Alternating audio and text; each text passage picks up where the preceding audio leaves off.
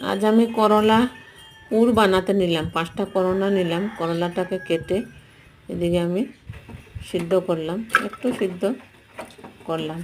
বেশি সিদ্ধ করলে আবার এটা তো নরম হয়ে যাবে বেশি।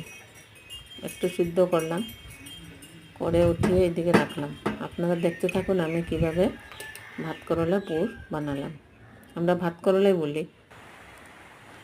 এটাকে সিদ্ধ করে উঠিয়ে এদিকে আমি মিক্সির মধ্যে একটু সর্ষ রসুন দিয়ে আমি ভিতরে যা ছিল গুটিগুলো এগুলোকে আমি পেস্ট করে তারপর কাঁচা লঙ্কা পেঁয়াজ দিয়ে ভেজে নিলাম, একটু গন্ধ যাওয়ার জন্য, নাহলে একটা গন্ধ করে কাঁচা গন্ধ। ভেজে উঠিয়ে দিয়ে রাখলাম। তারপর একটা একটা করে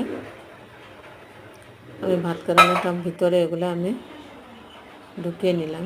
নিয়ে এদিকে আমি একটু বেসন একটু চাল গুঁড়ি দিয়ে পেস্ট বানালাম।